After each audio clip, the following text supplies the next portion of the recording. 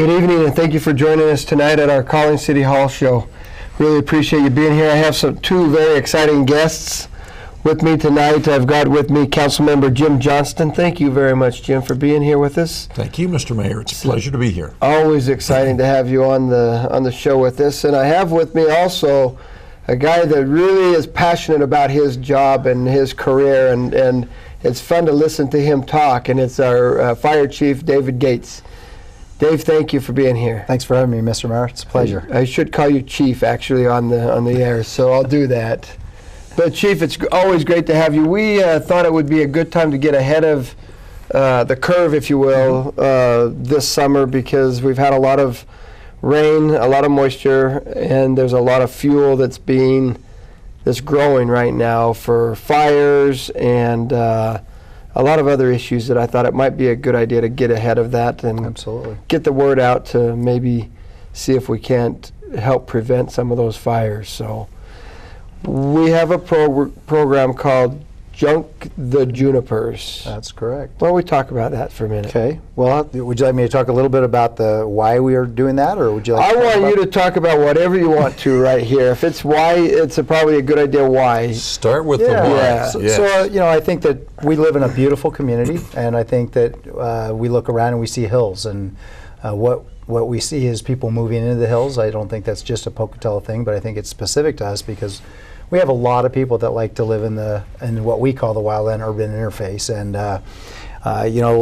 that's becoming a very dominant movement. It's across the nation, and we're seeing a lot of loss in wildland urban interface fires, and so there's a lot of effort. Last year there were 630 fires in Idaho alone, burned over 360,000 acres.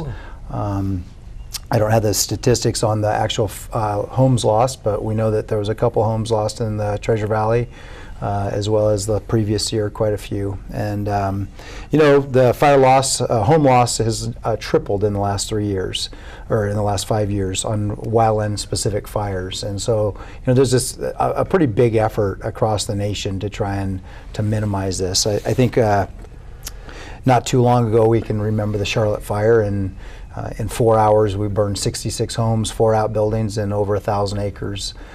So it's a pretty daunting task. I'd say it's one of the biggest threats that as your fire chief, that I'm concerned with, just because of the speed with which a wildland fire can move. And so I think that our efforts have been trying to mitigate that as much as possible. And so, the main thing we have is the prevention, which would be to prevent the fire from starting in the first place. And so that's just good fire practice. Make sure your fires are out. If you've got a campfire, or if you've had a cooking fire, or a fire that you've used, make sure it's out. Make sure it's not close to any structures when you burn, or close to the wildland urban interface. Don't burn when there's excess winds of 15 miles an hour. Make sure that you get a burn permit through the city if you're going to burn inside the city. And those are kind of what we really are interested in, preventing that fire. And, when you consider that they say that 90% of all wildland fires are human caused. Some intentional through arson, but most of them are unintentional, just through poor habits. So. Well, Dave, or Chief, I've got to use some respect here too. What can people do around their homes so that their homes will be safe in case their neighbor starts a fire? And that's the next part. So the first thing we want to do is prevent, and that's just all of us being good stewards. The next thing is that what we would call the prevention part, and that prevention part is what we really call is the home safety zone. And that's basically a distance away from your home that is free of fuels. Often that's leaf litter, lawn furniture, decks. All too often we end up with people that have failed to clean their gutters out, the leaves, making sure that you have fire-resistive construction. Ideally, the rumor is that insurance companies are even going to quit insuring homes with asphalt shingles and the urban interface. Really? That they will only insure metal roofs because of the risk. So those are some of the things that you're really trying to do. We have some great resources that you can go to to try and firewise.org and ready.gov will talk a lot about what we call defensible space.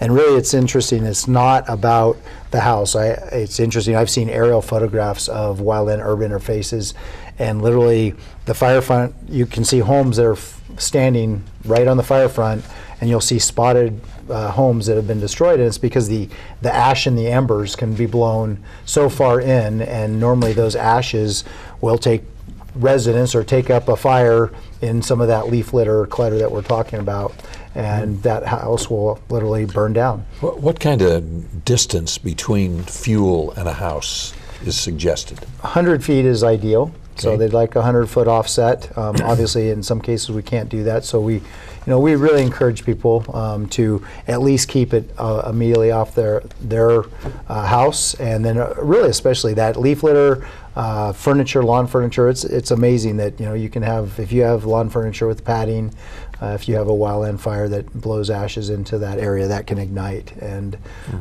you're not home, you've evacuated per gone. se, and so it's hard to deal with that. So. Yeah. So that's kind of the basis for the Junk the Juniper program. We'd like to minimize that. I think people have heard of the junipers act as though they're a 50-gallon drum of gasoline when they go up. They just explode. They really do act like they explode, and I won't go behind the fire science behind that, but it is pretty impressive when you watch a front of fire coming across juniper laden hillside, and how quickly they go up and how much heat they put off. I experienced that with the Charlotte fire, and I thank you for saving my house. I really do. Well, it was with a lot of effort, a little grace of God as well, because it was definitely one of those things. So Kim Staus, my community relations public educator, came up with a great program. It was kind of a brainchild that came out of, we had a program with Allstate last summer on preparedness, and Allstate said, well, we'd like to donate some money for preparedness. Yeah. And we kind of talked about, well, what could we do that would be preparedness related, and they were kind of having a flair towards the wildland urban interface, and I think rightly so. I think all the insurance companies probably had to pay out a little bit after the Charlotte fire. They did at my house, I think. So we really feel that the fuel loading junipers is the biggest thing, and we understand how people that live in those areas, they live there for a reason. They like the trees, they like that secludedness, they like that feeling of being in nature. So we thought, well, if we could allow them to replace that with a tree that was a little more fire-wise, a little bit more fire-resistive, we would maybe be able to clear out some of those junipers. And so that was the brainchild of the Junk the Juniper. And so what it offers is that if a resident comes in and says they're going to cut down, or shows that they'll cut down 2 junipers, we give them a pass to the landfill so that the junipers can be taken to the landfill, and then they get a certificate for $50 to go towards a Firewise or a fire-resistive tree at changing seasons. What's an example of a fire-resistant type tree? Oh, I should have that. Willows, there's a lot, anything that's generally a deciduous tree is a Okay. little bit more fire-wise. Yeah. The pine trees are generally not very, and I'll give you an example. It's a really amazing, I've watched fires move up hillsides, and they'll hit a grove of maples, and it's amazing how that fire will just Slows settle them down. down. Yeah. And it's because they give a lot more, their sap doesn't add to the fire load, unlike a pine type of tree does. And so they actually let off moisture that actually, in effect, acts as a suppression to that. So it's pretty interesting to watch it happen. Now it might go around, but it's a stopping point. Yeah. So we allow 5 certificates per address. There is a 200 limit, so we only have 200 certificates available. So it's a first come, first served basis, and hopefully this will encourage some people to replace some of those very volatile junipers with something not so volatile. So you give them a five certificates for fire-wise trees, I guess. So that, yeah, you could get up to 5 certificates for cutting down 10 trees. You'd have to say you're going to cut down 10 Okay. junipers, replace those junipers with Firewise. And again, that's so that they can hopefully build out their yard and still have that secluded, nice area with a tree that's not going to add to the fire load. And in fact, when you really think about those trees, the nice thing is that they also block radiant heat. So when they have their leaves are all green, if a fire were to come through your area, you know, everywhere you have a green tree like that, it'll probably sacrifice itself, but ultimately it's kind of blocking that radiant heat as the fire comes through. Yeah, that's true. So, Good point. Well, there's a real need for this, and I'm glad that you and your people were able to come up with such a good program, and I hope that our people will take advantage of it. I do too. I really, you know, and hopefully all states indicated they're interested in continuing with their part of the program, and maybe we can continue with this if it has some good, you know, enthusiasm behind it. Sure, sure. What was interesting, you mentioned that we just had the Charlotte fire, we can all remember it. I thought we would hear chainsaws like crazy in the Johnny Creek area, quite frankly, because those junipers were going up like crazy, and there was no slowing them down, there was no stopping them. But we didn't hear a whole lot of chainsaws after that fire went through there, and we were a little nervous about losing Johnny Creek at the time. Yes, we were. And so do you think that with this program, do you think we'll have some people that will be interested, or how have we got this message out? Have we sent out leaflets? Have we? Yeah, we've sent out leaflets. We've reached out to the Fireways communities, each of the major Fireways areas. We've reached out to them, you know, making quite a few public service announcements as well as the mayor's newsletter. So, you know, and Mayor, I agree with you. You know, the sad thing for me is that a lot of people, I've heard them say, oh, well, we like it, and this is what we want, and oh, my insurance will pay for it.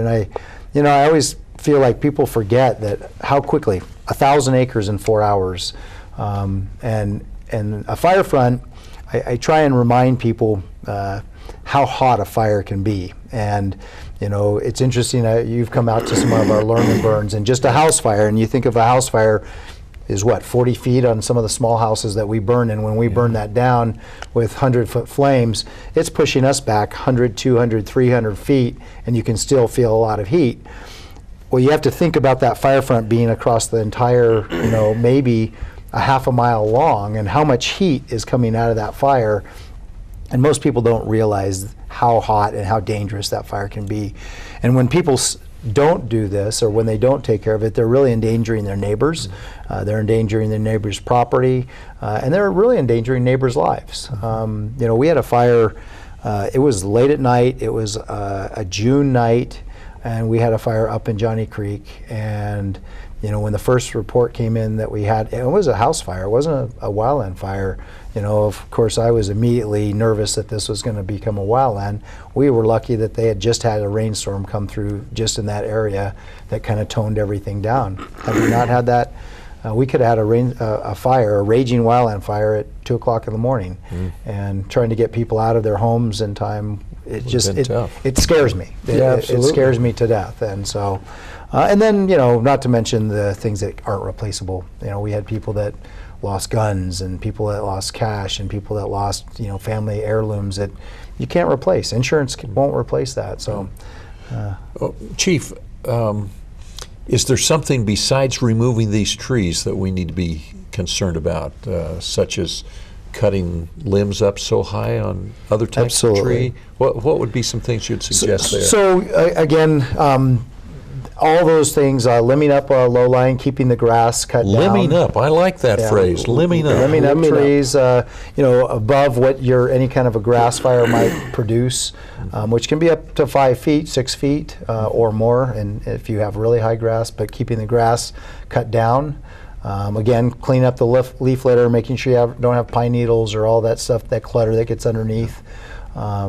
You know, and there's really the big difference in fires. In the Charlotte fire, we call that a crown fire, and that means it's moving across the tops of the taller bushes as well as down on the ground. It was both. It was moving through both, and that's a tough fire to fight. It's really not stoppable. We're not going to stop that fire. We were lucky to have quite a bit of air support. So limiting that up, making sure that you don't have firewood stacked up against your house, because that's another ignition source when those embers blow in. Realistically, it is 9 times out of 10, as I was describing earlier, a house catches on fire and burns down because of stuff that they've had right up next to their house that gets caught on fire, whether it's leaves in the attic or in the gutters. The gutters, Leaves underneath, in the flower beds next to the house, or even stuff that's kind of gotten pushed up underneath. Now, the city did some things going up Johnny Creek in terms of the right-of-way a few years ago. Is that stuff all grown back in? Do we need to be concerned? Who takes charge of that? Is that a neighbor's? I mean, if it's The property? right of way is the city's property, and we should be continuing. I'm going to be honest. Johnny Creek is a narrow street, and it will not act as a very good fire break, and it really doesn't have a lot of places up there with as much junipers that are safe. Even for us to put firefighters into that area. So the more we can do to keep the junipers off the streets, backed away from the streets, that gives us a better chance to get a hold of the fire. And where it's a right of way, if the city owns it, it's better if we can work to get those things cleaned out. If it's the neighbors, then we need to work with them, and we've offered lots of assistance. It's been, people just have that attitude like, well, it'll be okay. And we got really lucky with the Charlotte fire, that nobody was injured in that. So, well, I remember watching that Charlotte fire come down and around the corner there at the point of the canyon there, and for about a 3-minute period, the wind changed. That's the only thing I think that probably stopped and saved the Johnny Creek area. I can tell you that air support was absolutely saying the same thing. They said this is going for Johnny Creek, and that's why we pulled the trigger on evacuating it. And I don't think we could have stopped it. I mean, when you're talking 10, 15, 20-foot flame lengths, a fire truck on the ground isn't going to stop that. No. I mean, we might be able to, and we don't have enough resources to put a fire truck at every 2 houses to try and protect it. It's just not possible. Well, and we were lucky at that time to have the air support. For some reason, we had 3 or 4 different planes sitting at our airport. Right. And It was early in the season. It was early in the season. I was going to say the next June 28th. couple of weeks later, they were in Colorado or somewhere, and there's no way we would have had them. Right. Mr. Mayor, what are we doing as a city to protect residents when it comes to like firecrackers? What do we do? Well, when it comes to fireworks, for example, we have our ordinance that you can't light those fireworks off in the urban wildland area. You've got to be inside the city limits a little bit, and so that's part of a concern that we have, that people are lighting them off where they shouldn't be to start with. Another concern we have, quite frankly, and it's education. If we use the Safe and Sane fireworks, then it's one thing, but we're not using the Safe and Sane. We have so many people that will drive out to Fort Hall and buy the fireworks that are illegal to shoot off, illegal to have. Well, it's not illegal to have, but illegal to shoot and to light off anywhere and throughout the city. As you just find a mountain somewhere or a point of a hill and look through the valley on the 4th of July, and they're going off everywhere. Our police department, our fire department, we can't keep up with that. And the problem is those fireworks, for some reason in the state of Idaho, you can have them and you can buy them, but you have to assure people you won't light them off in the state. Well, that doesn't happen, and they don't go anywhere else to light them off. And the problem, it's a major problem. A few years ago, we had a problem up in the Satterfield area that luckily the wind changed again. I mean, we've been lucky twice. I don't know if that happens 3 times or not, but luckily the wind changed for a few minutes, which gave the fire department an opportunity to get there and get control of a fire that was going to burn. I mean, It was down in Little Valley there, as I recall. That was it coming up was, Yep. yes, that's right. towards the houses. Yeah, and it would have immediately taken 6 or 7 houses, and had those houses started on fire and that wind was blowing the right direction, Could have taken out you the could whole have area. taken out the Satterfield area. And people think that we don't have an issue. Oh, it's not going to happen here. You know, we don't have the junipers in front of our house, but when you're lighting those illegal fireworks off, it does happen, and it can happen often. Yeah.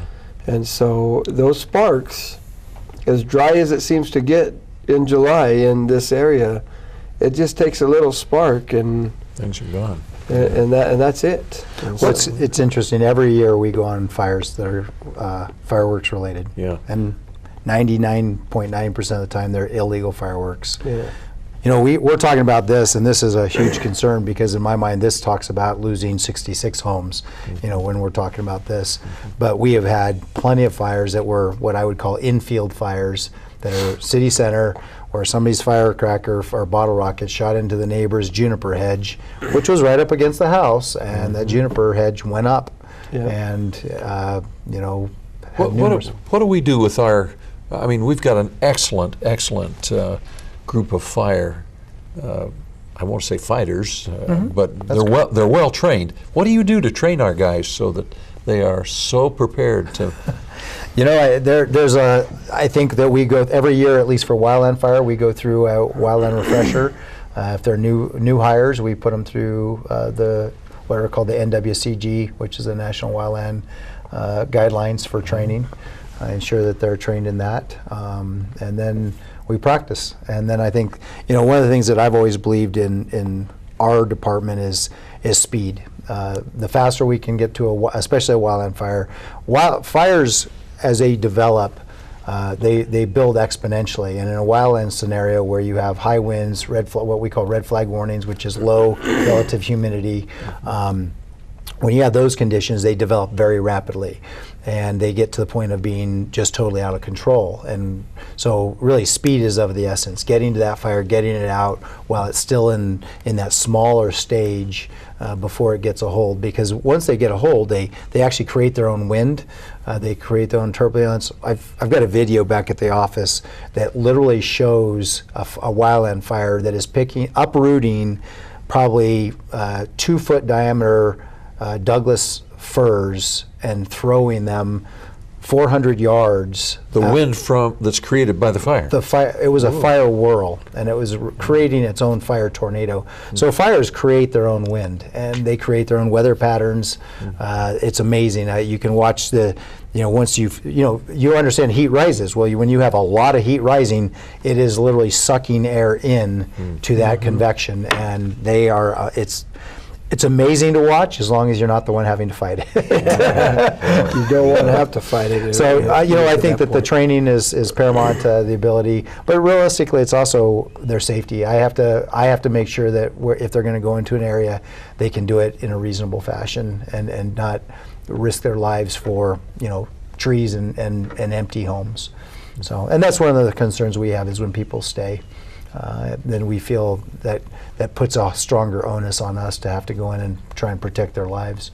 Yeah. So, Boy, amazing. Well, it's really interesting. I've had the opportunity to, the city of Meridian has a great training facility, and they have that you can go in and you can light the fire and they can control the fire.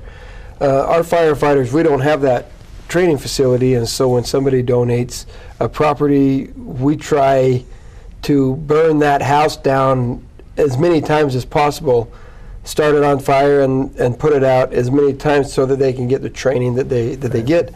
The issue is you can't just go over and turn a knob and turn that fire off. Once you start a fire in that uncontrolled environment, you better be ready to put it out. Yeah. Because it can go south in a hurry. And so, one thing that's important that we need to probably be looking at and talking about, we've done that for a few years, is a training facility. And one thing I found out is I didn't realize how fast the fires of today will just go like crazy compared to yesterday's Because of the fires. materials and The materials that everything I look at now is fuel. This is fuel for a It's fire. basically gasoline that's been It's- turned into plastic. Yeah. Boy. And one thing in Meridian I saw, they have a place that is 2 separate rooms that they light on fire, and they say time it. They asked us to time them and see how long. One was of old furniture that we used to have in our houses. They would light it on fire, and you'd watch it slowly start to build up and slowly build up. In about 7 to 9 minutes, you had a fairly good fire, but nothing that you couldn't get in control of. And then after about 11 minutes, then you had a big raging fire.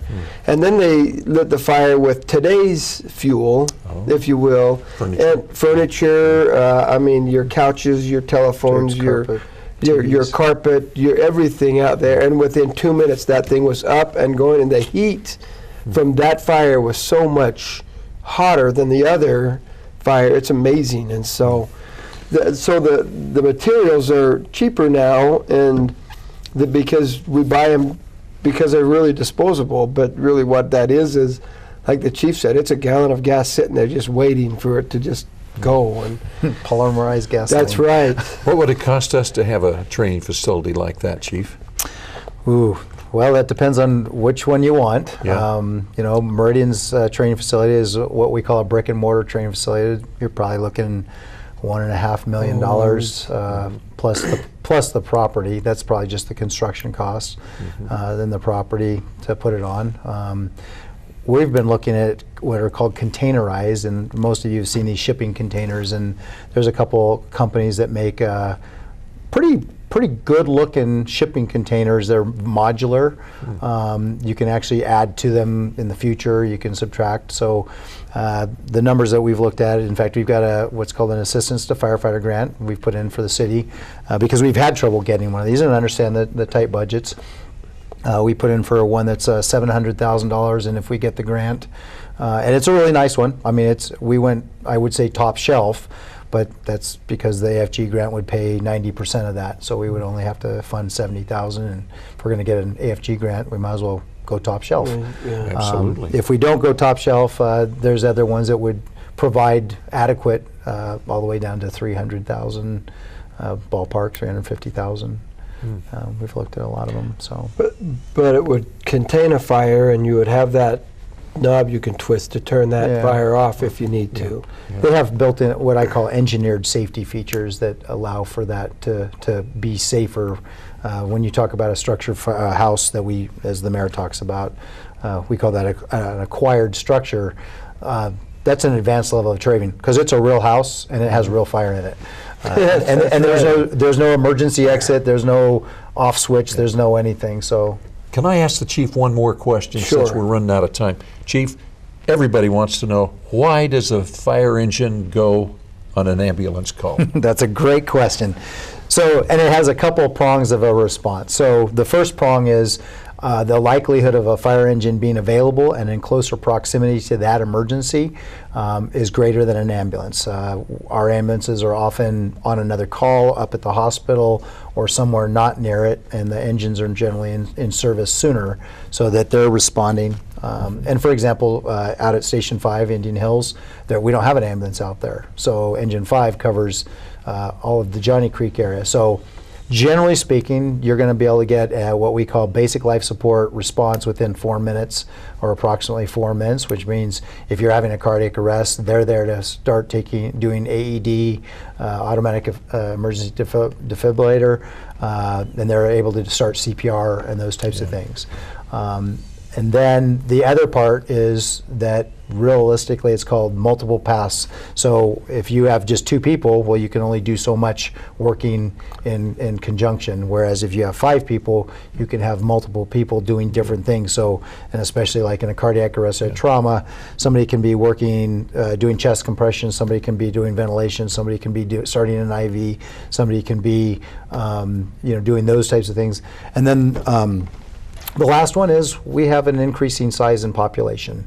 And I don't mean population in the total, I mean the members guys. are bigger. Yeah. And sometimes it's just nice to have the extra hands. Sure.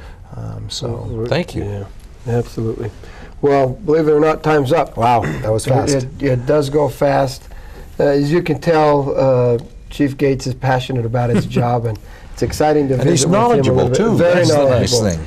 He knows and understands it, and so thank you very much, My Chief, pleasure. for being here. Thank you. Appreciate it. Absolutely. Nice.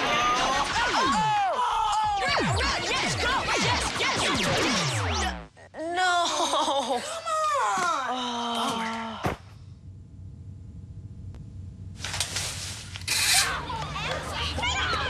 Oops. Yeah, sure. Strong. Moms everywhere are finding ways to keep kids active and healthy. Works every time. Get ideas, get involved, get going at letsmove.gov. Good evening, and thank you for staying with us after the break. It's always exciting to listen to the Chief talk about what his passion is.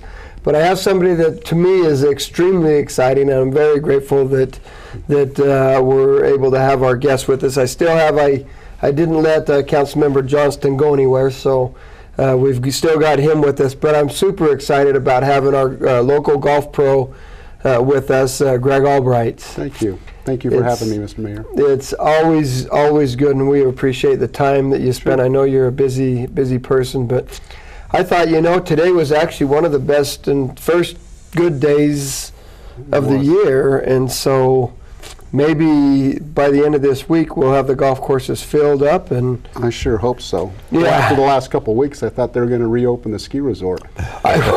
So did I, actually. We've had snow and rain and sleet, Yes. but it's nice to have the sun out today. Yes. And I thought it would be really a good idea to just talk about golf and about the courses, Okay? kind of the shape the courses are in after a winter like we've had. We had more snow than we've had, I think, in history in Pocatello, and We have. I know what it does to the roads. It tears them up like crazy. What does it do to their golf courses? Well, it can cause problems wherever the grass is shortly mowed. Okay. The greens, the tee boxes.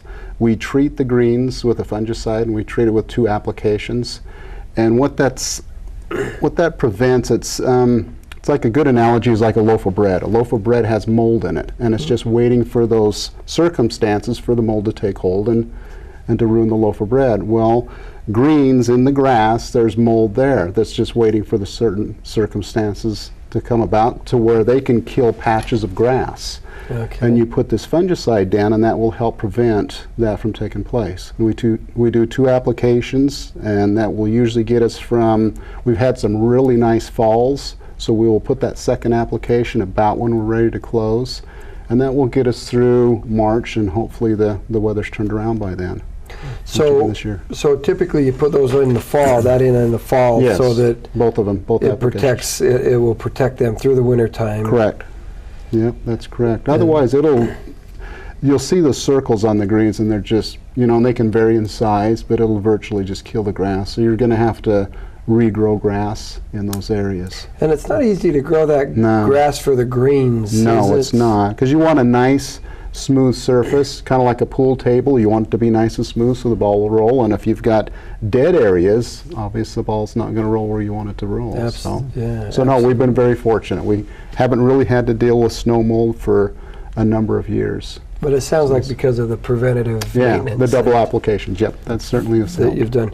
Now you put those on the greens. Do you do that on the tee boxes as well? We haven't done it on the tee boxes. The tees are a little bit longer in grass. We will get some snow mold issues there, but with grass that's a higher height, it will recover a lot quicker. And there you also don't have the need to be able to roll the ball on a nice smooth surface like you do the greens. Yeah, that's true. Yeah, You're so- hitting it as hard as you can on the tee Yeah, boxes. You hope so. Well, you hope so.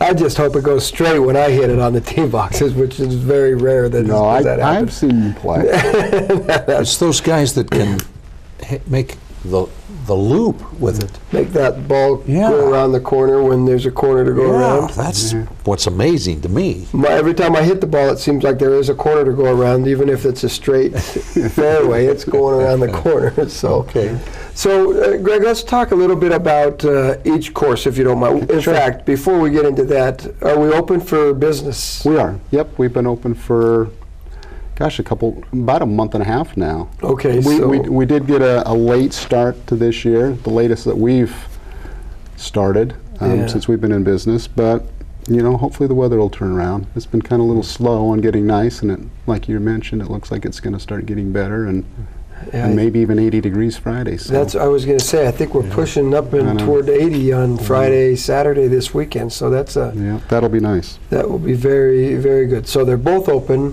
What time in the morning do they start? Sunrise. It all depends on if we've got frost on the ground. Okay. If there's frost, that's going to prevent play. But All once right. the frost is gone, the golfers can get out there and play. So if I want a tee time at Highland Golf Course, what do I need to do?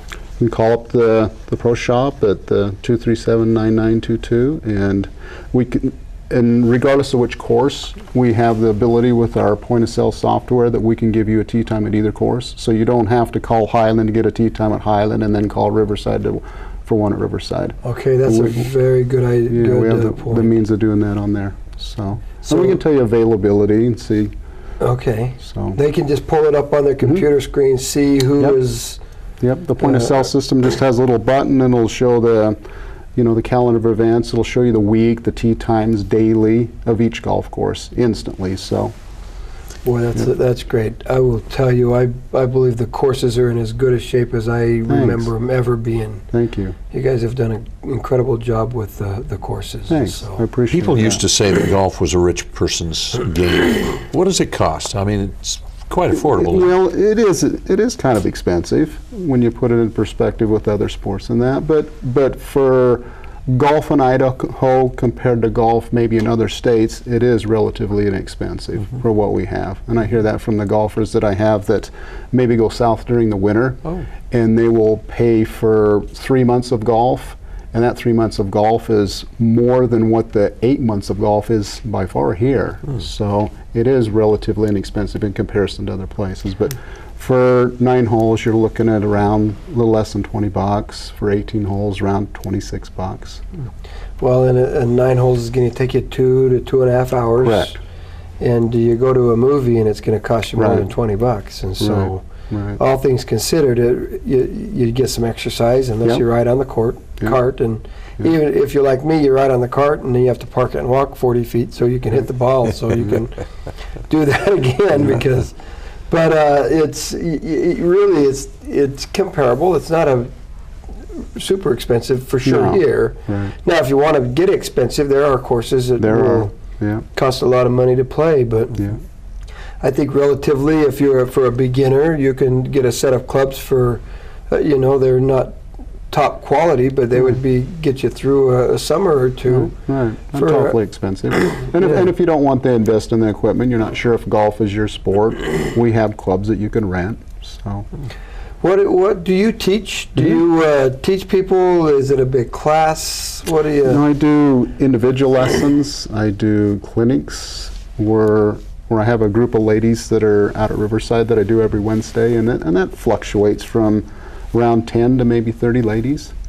So it kind of varies. So you both just individually. teach them the basics. Yeah, teach them the fundamentals, the grip, the posture, kind of what swings the golf club, and that's how your body's supposed to move. And So this is maybe a technical question. Sure. And maybe you're going to charge me to get the answer. For a lesson here. For a lesson here. But my question is when you get on the tee box, you hit the ball just as hard as you can. You got a swing that just comes through it.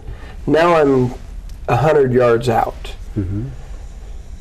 Different club. Do I stick with that same swing, or do you you're going cut to it back? What do you? What? No, that's a good question. I mean, you are using a lot of the same fundamentals. I mean, your posture, the way that you aim, the way that you're gripping the club. You're obviously using a different club that's going to hit at a shorter distance, but your body motion is the same.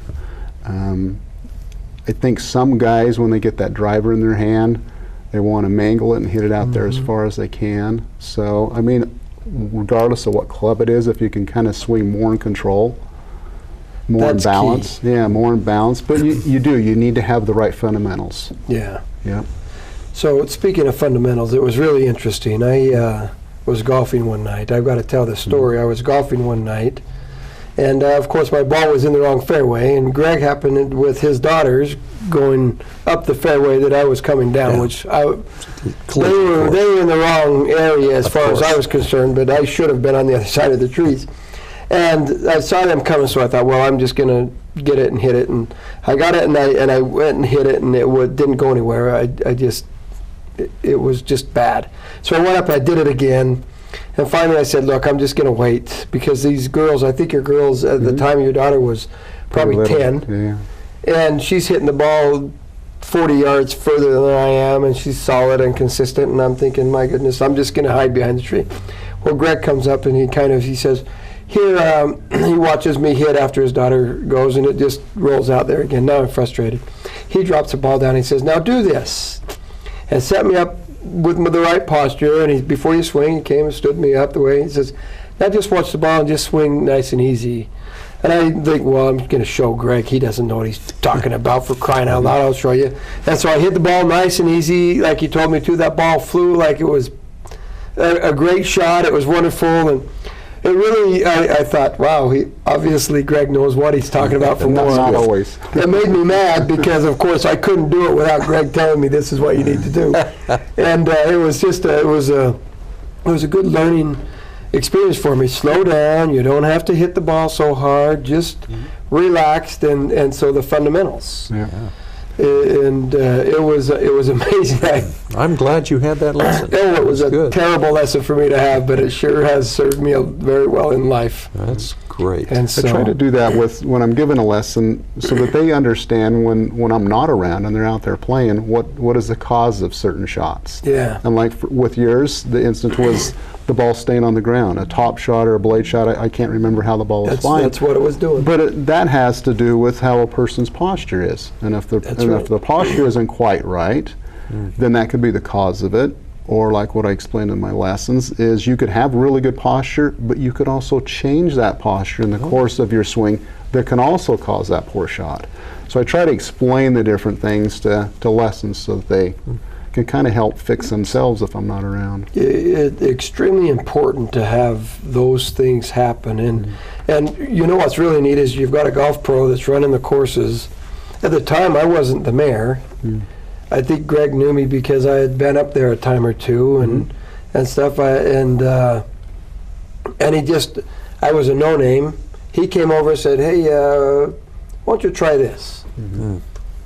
Okay, I'll try it, but I'll show you that you don't know what you're talking about.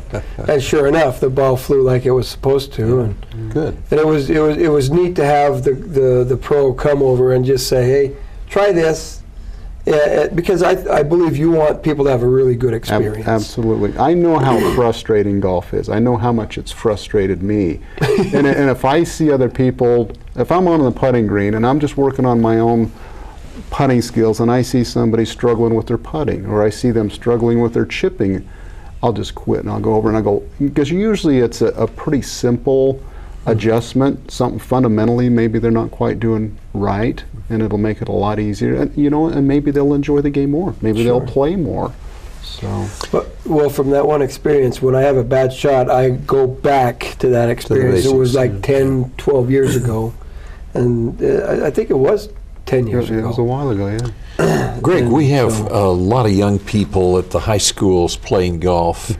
Have we produced any really good golfers? Yeah, the girls team up at Highland is really good. They took state last year. There's some very good players. Yeah.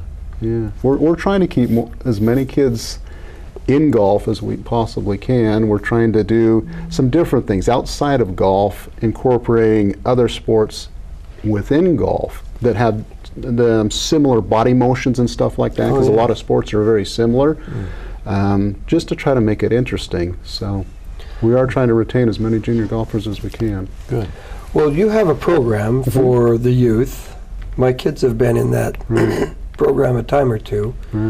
How young are they when you start, and when are those courses or classes? And It's our junior league program that starts about a week once the kids get out of school. I think it's around the 1st of June. We start up at Highland. It runs 5 weeks. That includes 3 lessons and then 2 tournaments. We give the kids a t-shirt. We feed them lunch after they play their tournaments. We've got trophies and prizes and stuff. So we try to make it really fun. So it is golf, but we try to make it a little more enticing than just the golf. then, and I know my kids loved it. It was something that it taught them that they can do something, and then they can hit the ball. It's exciting for them, and so how would anybody get involved in that? You can call either of the golf shops. We have the sign-ups there, and then we structured it such that because we used to do it at the same time. One would be on Tuesday, one would be on Thursday, but we had parents say, well, what am I going to do with my kid the rest of the summer? So we changed it around so the Highland program runs its course, and then the Riverside one starts up when it finishes. And then if you would like to participate in both, we give you a price break to do both. good. So if you want, you can do golf for, what is that, 5-10 weeks? 10 weeks. Yeah. 10 weeks during the summer, and then it takes up quite a bit of the summer. So the first one is up at Highland. Highland, The second one is over at Correct. Riverside. Yep, that's correct. Both courses are really fun to play, but they're Yeah. completely different They than are. each other. They are. When that's a good point you brought up with the kids. We try to set the golf course up such that it'll suit them, their age, their ability, how far they can hit it. Because that's one thing that the PGA has tried to do is to try to make golf more enjoyable. And one way to be more enjoyable is to make it so it's not as difficult. And that's by shortening the golf course. And that's playing a tee box that gives you the ability to hit a nice tee shot and have that opportunity with your next shot to hit it onto the green. Now, if you're playing from too far away and you can't get on the green, it gets a little frustrating, and you very little opportunity to make a birdie, let alone a par. Yeah. So, Well, that makes a lot of sense. So years ago, the front 9 of Riverside was the back 9 now. right. We changed that around. Why did we do that? I understood why it was the way it was, and that was visually so that if somebody wanted to start on number 10, they knew somebody was coming up, because that's where the 18th green finishes, is right there by the window at Riverside.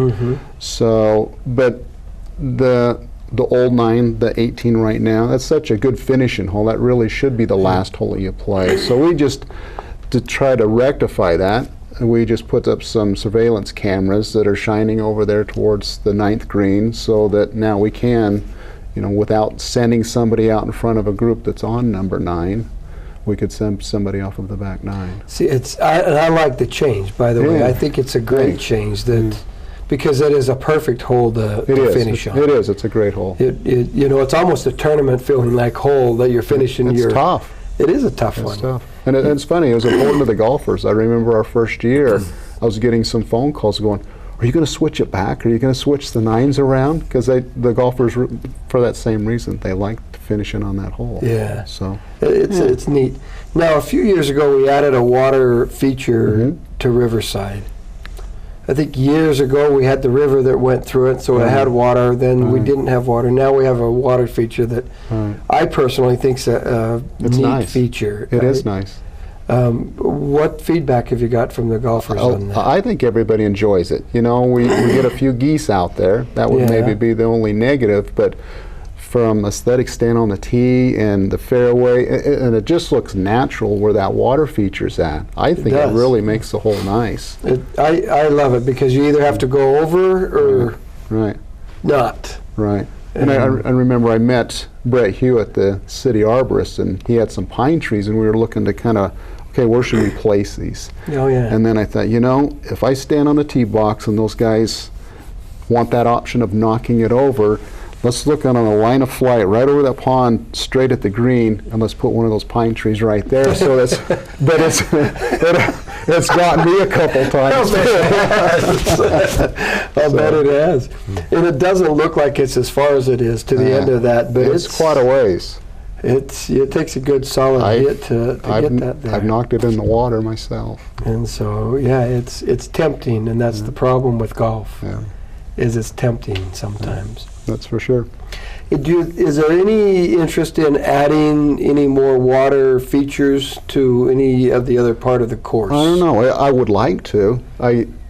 Personally, I see out there, again at Riverside, the 11th hole, the par 3, where we have the bridge. Yeah. I've always thought it looked so neat. We had a golfer who's passed away since, really wanted to see a water feature there to the left. Maybe that water's running underneath the bridge, and now it's in front of the next tee box. That would be really Yeah, neat. and then it'd be behind that, the hole that we were just talking about, the Yeah. 17th hole. So now there'd be water, the pond in the fairway, but now we would maybe have another water feature behind the green too, just to make you think. Yeah. So, Well, you almost could do that with that water if we.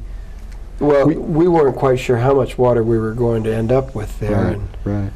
boy, it would be neat. But that tree right there at 11, there's a couple branches Yeah. we need to trim down because it catches me. It's got me too, but we did trim that. We trimmed a lot of that. That's one of the things that we've done with our capital fund is we've tried to trim all the trees at both golf courses, and we're just about there. That's great. Looks much better, and Brett and his crew during the winter done a great job cleaning everything up. So yeah, it's been nice. Well, like I said, I think those courses are in as good a shape as I've seen them in. So you've just done an incredible job. Appreciate that. You know, with 4Golf, maintaining, building them up, changing a few things around. I think it's been a great move. Thanks. So it's exciting. How are our clubhouses?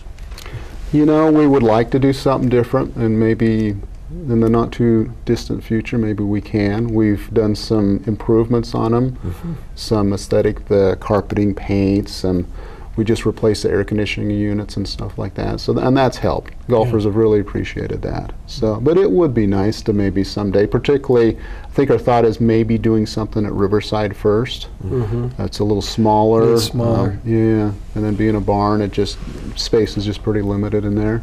Is there an appetite for a nice, really nice clubhouse, has a really nice restaurant attached to it that would that It's always nice to offer those amenities to the golfers, the nice clubhouse. I mean, I've played a few really nice municipal courses that have just that, the real nice clubhouses, and I think, you know, that would be a nice thing to offer the golfers. So it might be interesting to see what we can do there. Sure.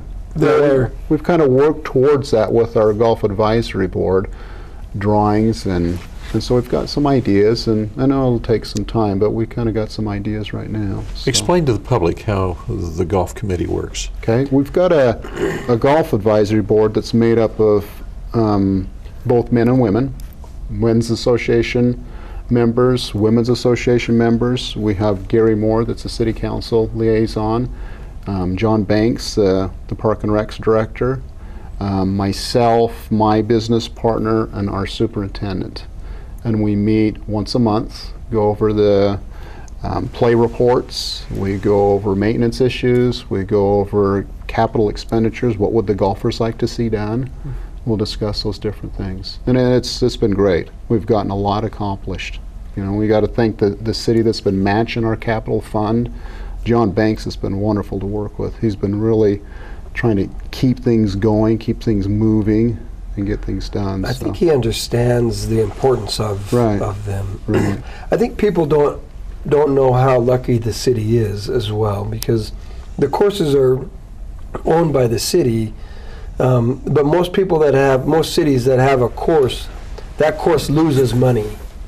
Every year it just loses money year after year after year. And we've got a good relationship with the concessionaire, or 4Golf, that the city either breaks even or they make a little bit of money on that, just on the courses. And so it's not costing the taxpayers a lot of money to have the courses. And that was a concern that a lot of people had was, well, I don't golf, but you take my taxes to do that. And that's just simply not true. Right. And you're right, that's actually what's been happening in some of the area cities around here is the golf courses unfortunately have been losing funds where taxes have to make up. The non-golfers are picking up that shortfall. Yeah. But it's been a good partnership with the city. It's been, I think, been good for both of us. And I agree with that. I really agree with it has been a good partnership. So the golf courses are self-sustaining and private industries involved so that we get the best of all worlds. Government-owned land, but professionally managed and taken care of. Yeah, I mean, can you imagine what it would cost the city to have our parks crews out there mowing the greens and the fairways, and Greg takes care of that. His group does, and all the maintenance that's done on the courses, really Greg does. And So the equipment is yours. I mean, the lawnmowers and everything like that. It is. Yeah. Good. Yeah. it's a significant investment, and like I say, they're in great shape. They're fun to play. It's not so serious that you're going to get yelled at and stuff like that. If you're slow, just step aside and let somebody go through and keep playing. You know, it's obviously better to stay in rhythm and stay on time, but if you're slowed up and you have people behind you, then just step out of the way and they go by you, and let it happen. It's When we have somebody that's out there during the real busy times, the Friday, Saturday, Sundays, that they're out there trying to help you out and keep you moving along, because we want everybody to enjoy themselves. absolutely. It really looks like the courses are heavily played weekends, always. Do we need to anticipate having another golf course in the future? Or? I don't think right now. I think that's what Idaho Falls has kind of realized. They built that third golf that's course. They draw from a larger population than we do, so they do get a little bit more play, but I think they're finding that maybe that third golf course has kind of been a little bit more of a burden.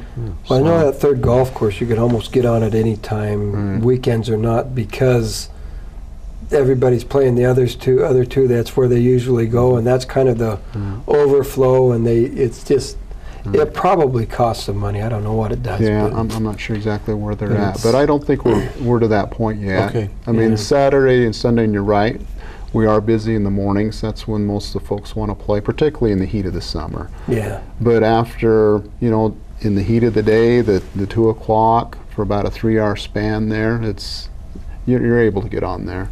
yeah. Yeah, so there's some openings there. It's warm. Now, last year, I believe it was last year, maybe the year before, you had a twilight time. Real quick, what is that?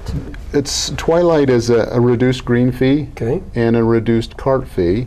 You can walk if you'd like to, and it's offered about hour and a half, I believe, before it actually Before gets dusk. dark. Yeah, Okay. so you can go out there, and really, if there's nobody out there playing in front of you, you really possibly could get 9 holes in if Yeah. you're playing pretty quick. So In it's an hour and a half. Yeah. So it kind of just all depends on how busy it is, but we started it, not sure just how successful it'd be, but there's a number of folks that really take advantage of it. I know that I was up there a few years ago in the evening, and there were you couldn't just walk on. I know that, Right. and so it was exciting to see Yeah.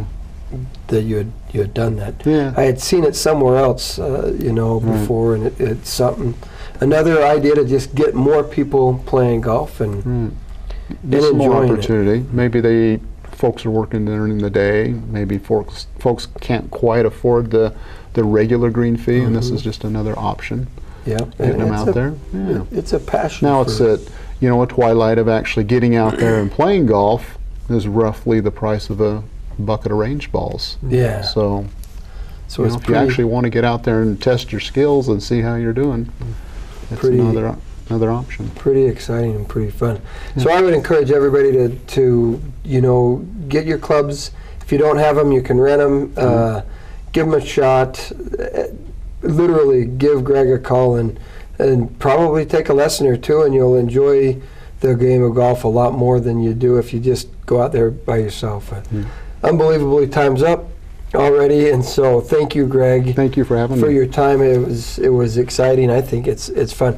To get a tee time, 237-9922. That's for Highland, but you can get one for either place. And at Riverside, 232-9515. 232-9515. Right, and depending on whatever you're interested in, we have the serious golfers amateur tournaments, and we have the fundraising scrambles. So whatever you're interested in doing, we got both to offer, along with leagues for everybody. So get out there and have a little bit of fun this summer. It'll be, Thanks. be a good I'm time. sorry we didn't get you to give us a lesson That's all today. I know. That's all right. It's unfortunate. Yeah. Anyway, thank you very much for joining us tonight at Collins City Hall.